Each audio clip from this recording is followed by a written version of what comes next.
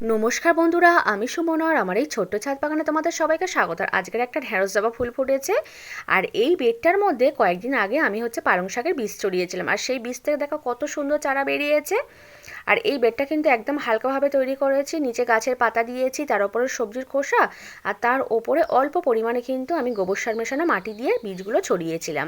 এই বেডটাও কিন্তু ওই রকমভাবেই রেডি করেছি। আর এদিকে দেখতে পাচ্ছি আমার কসমাস ফুল গাছে কিন্তু কুঁড়ি চলে এসেছে। আর এই গাছগুলোতে কুঁড়ি আসতে একটু দেরি হলো, কারণ আমি গাছের মাথাগুলো কেটে দিয়েছিলাম। আর এই দেখো লঙ্কা গাছটা একদম নষ্ট হয়ে গিয়েছে, গাছটা তুলতেও পারছি না, কারণ এইটার সাইডে কিন্তু একটা পুঁইশাক গাছ হয়ে রয়েছে, এখন যেহেতু ডিমুলি হয়েছে। আর এই দেখো জিনিয়া ফুলের গাছটা আমি নিচে নামিয়ে দিয়েছি, রেলিনের ওপরে ছিল। আর এবারে আমি কিন্তু হালকাভাবে একটা বেড রেডি করে নেব গাছের পাতা দিয়ে। আর তারপরে আমি কিন্তু এর মধ্যে সবজির গাছ বসাবো। আর তার জন্য এখানে দেখো ব্যাগের মধ্যে পাতা নিয়েছি, বালতির মধ্যে মাটি নিয়েছি, আর বেডটা রেডি করার জন্য এখানে কিন্তু একটা ফলের ক্যারেট নিয়েছি।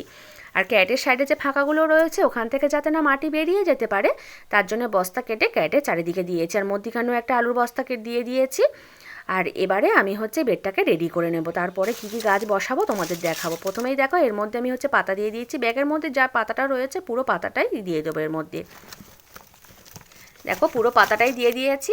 এবারে পাতাগুলোকে একটু চেপে দেব, চেপে দিলে তাহলে অনেকটাই কিন্তু নিচু হয়ে যাবে।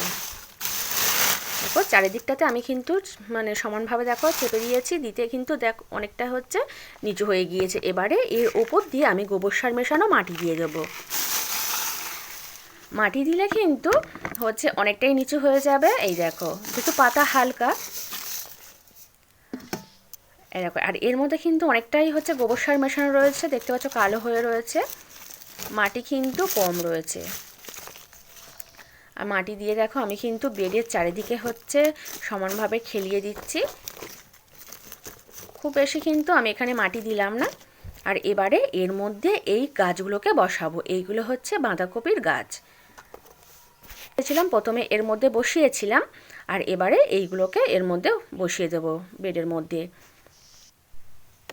আর দেখো কিভাবে আমি গাছগুলোকে বের করছি, এরকম ধরে একটু পিছনে ঠুকলেই কিন্তু একদম মাটি সমেত কিন্তু গাছগুলো বেরিয়ে আসবে, একটাও কিন্তু শিকড় নষ্ট হবে না। এই দেখো পুরো বেরিয়ে এলো।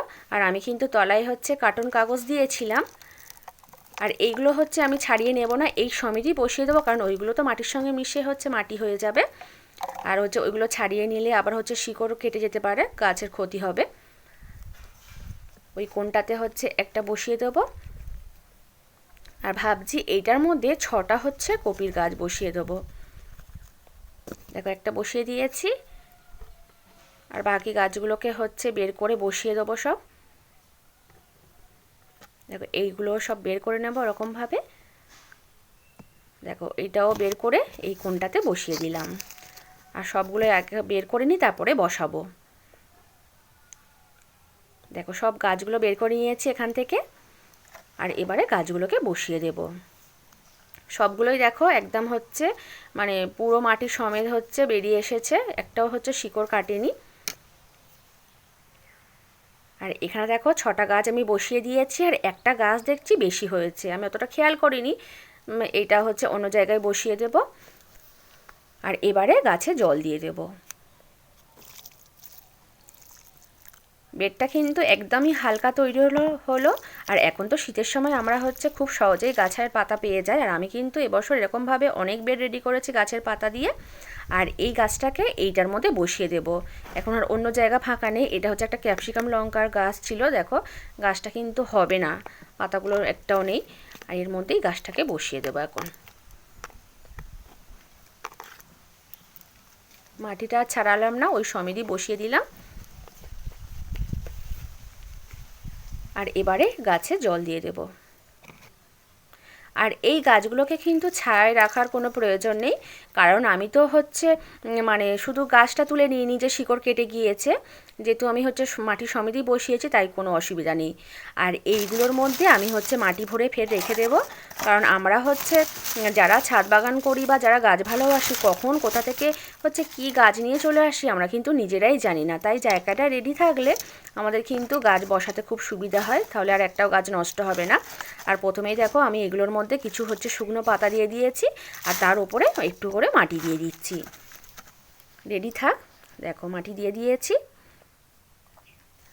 আর এই দেখো আমার হচ্ছে কামরাঙা গাছে একটাও পাতা নেই, সব পাতা ঝরে গিয়েছে, শুধু হচ্ছে ডালে কয়েকটা কামরাঙাই হয়ে রয়েছে।